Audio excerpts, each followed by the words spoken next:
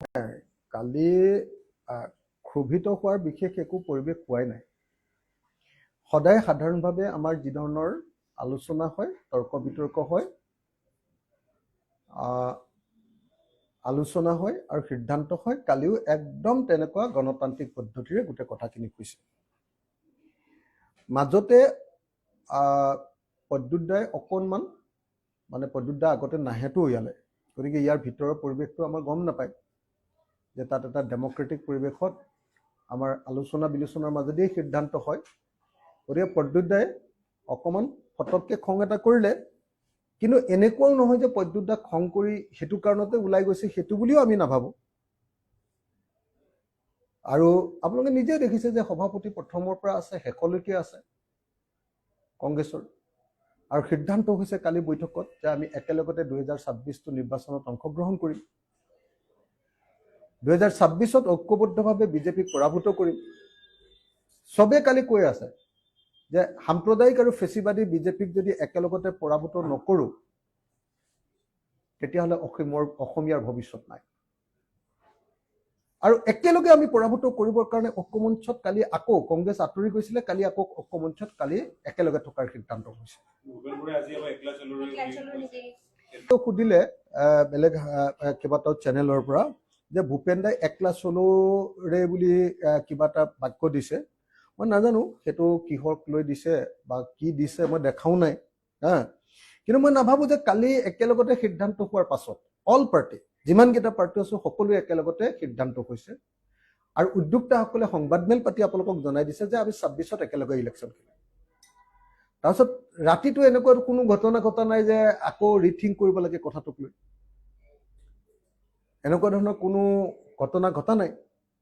গতিকে মই নাভাবোঁ যে এইটো আপোনাৰ ভূপেন দাই যিটো দিছে সেইটো আমাৰ বিৰোধী ঐক্য মঞ্চক লৈ, এইটো মই নাভাবোঁ। কিন্তু যদি দিছেও সেইটো আপোনালোকে ভূপেন দাৰ পৰাই সুধিব লাগিব। কিন্তু আপুনি ক'লে নিশাৰ ভিতৰত একো হোৱা নাই, তাৰপিছত চৰ্চাটো কোনে আৰম্ভ কৰিলে? মানে কোনটো চৰ্চা? এই যে আপোনালোকৰ কালি কিবা কাজিয়া লাগিলে, একতাটো নাথাকিবগে। নাই, একতা নথকাৰ কোনো প্ৰশ্ন নাই। আমি ৰাইজৰ দলে একদম দৃঢ়তাৰে দৃঢ়তাপূৰ্ণভাৱে দ্ব্যৰ্থহীনভাৱে আপোনালোকৰ সন্মুখত ঘোষণা কৰিছোঁ যে 2026 চনত আমি সকলো বিৰোধী দলে ঐক্যবদ্ধভাৱে বিজেপিৰ বিৰুদ্ধে আমি যুঁজ দিম। আমাৰ ঐক্যমঞ্চ হ'ব আৰু হ'ব। কালি সেই সিদ্ধান্ত কংগ্ৰেছ ওলাই গৈছিলে, কালি কংগ্ৰেছ আকৌ আমাৰ লগত যোগ হৈছে।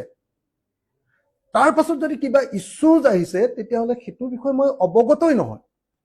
গতিকে আপোনালোকে মোক প্ৰশ্ন কৰি থাকিলেও উত্তৰ একো নাপাব, কাৰণ মই সেইটো সম্পৰ্কে সঁচাকৈ অৱগত নহয়। কালি ৰাতি বহুত ৰাতি ঘৰলৈ গৈছোঁ, তাৰপিছত আজি ৰাতিপুৱাৰ পৰা ঘৰত কেৱল মানুহ আৰু মানুহ। তাৰপিছত ডাইৰেক্টলি পাৰ্টিত জইনিং প্ৰগ্ৰেম আছিলে, অফিচলৈ আহিছোঁ। আৰু অফিচলৈ অহাৰ লগে লগে আপোনালোকে সুধিছে যে ভূপেন দাই একলা চলোৰে বুলি কিবা এটা লিখিছে। মই কৈছোঁ যে মই সেই বিষয়ে অৱগত নহয়। আমি কালি একেলগতে ইলেকশ্যন খেলিবৰ কাৰণে সিদ্ধান্ত লৈছোঁ। অল পাৰ্টি ঐক্যবদ্ধভাৱে আমি আগবাঢ়ি যাম আৰু বিজেপিক আমি ব্ৰহ্মপুত্ৰ দলিয়াই পেলাম। দেখা যায় যে নিৰ্বাচনৰ একটি মোমেন্টত কিন্তু আপোনালোকৰ সদায় বিৰোধিতা ঐক্য মঞ্চটো ভাঙি যায়। এইবাৰ নহবৰ কাৰণে আমি আগতীয়াকে এইবাৰ আটাইতকৈ আগৰ যিকেইটা ইলেকশ্যন আছিলে আমাৰ কাৰণে বহুত বেছি গুৰুত্বপূৰ্ণ নাছিলে। উপনিৰ্বাচন 3টা আছিলে, উপনিৰ্বাচন 2টা আছিলে। সেইকেইটা ধৰক আপোনাৰ ভাগি গ'লেও বাৰু এইটো চৰকাৰ বদলিৰ কথা নাছিলে। MP ইলেকশ্যনতো আমি একেলগতে আছিলো। এতিয়া বিধানসভা নিৰ্বাচনত আমি একেলগতে আছিলো কংগ্ৰেছৰ লগত। আমিতো চেক্ৰিফাইচ কৰি আছিলো, হয়নে নহয়? বাকী পাৰ্টিয়ে চেক্ৰিফাইচ কৰিব নোৱাৰা পৰিৱেশ এটা হৈছিলে কাৰণে আঁতৰ গৈছিলে, হয়নে নহয়? কিন্তু আমি চেক্ৰিফাইচ কৰি একেলগতে আছিলো। আপোনালোকে নিজে চাওকচোন ৰাইজৰ দলে কিমান চেক্ৰিফাইচ কৰিছে। প্ৰত্যেকটো ইলেকশ্যনতে আমি হ'ব দে আমাক নিদিয়ে যেতিয়া বাদ দিলো বুলি কৈ আহিছো। কিমান বিচাৰিমতো পাৰ্টিৰ ভিতৰত আলোচনা চলি আছে। আমি কোন কোনকেইটাত জিকিব পাৰিম সেই সমষ্টিকেইটা বিচাৰিবৰ কাৰণে, তাৰ কাৰণে কাম কাজ চলি আছে। মই আপোনালোকক আৰু কেইদিনমানৰ পাছত মাৰ্চৰ 31 মাৰ্চৰ ভিতৰত ক'ব পাৰিম।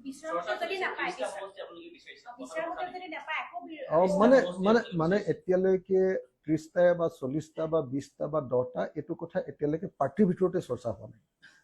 আজি কৰ্ণধাৰ এতিয়া বহিব অলপ পিছত, তাত প্ৰথমখন লিষ্ট আমি বনামহে। প্ৰথমখন লিষ্ট আজি আমি বনামহে, কোনকেইটা আমি চিটত কম্প্ৰমাইজ নকৰাকে আমি খেলিমেই।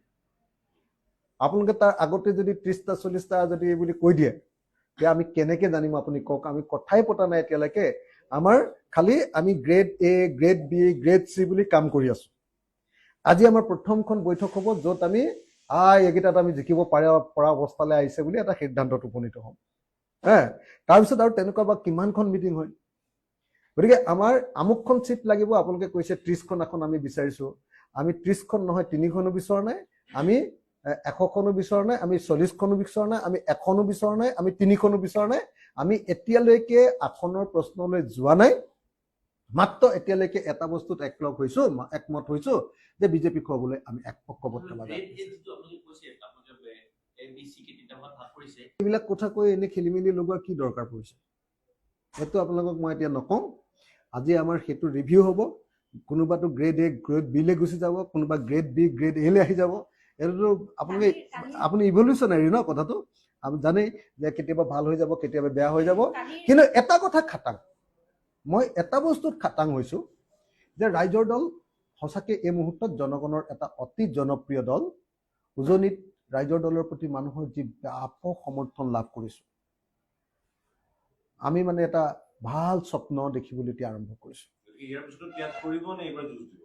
ত্যাগটোতো থাকিবই বুজাবুজিতো সদায় ত্যাগ থাকিবই আমি ত্যাগ কৰিম কিন্তু ত্যাগ কৰিলেও বুলিও আৰু একেবাৰে কাপোৰ কানিটো খুলি দিব নোৱাৰো নহয় কাপোৰটোতো পিন্ধি থাকিব লাগিব ন পাৰ্টিটোতো ৰখাব লাগিব ন চববাৰেতো আৰু এনেকুৱাও নহয় যে আমি চববিলাক ত্যাগ কৰি আমি একদম মানে কি কয় এইটো ঋষিৰ নিচিনা হৈ যাম মানে হেৰি হৈ যাম কি কয় আপোনাৰ এই সন্যাসীৰ নিচিনা হৈ যাম আৰু বাকীবিলাকে মানে ত্যাগটো নকৰিব এনেকুৱা নহয় আমি কিন্তু আপোনালোকক এটা কথা কওঁ যে ঐক্যবদ্ধ মানেই হ'ল ত্যাগ আৰু ত্যাগ আমাৰ থাকিব নাই কালি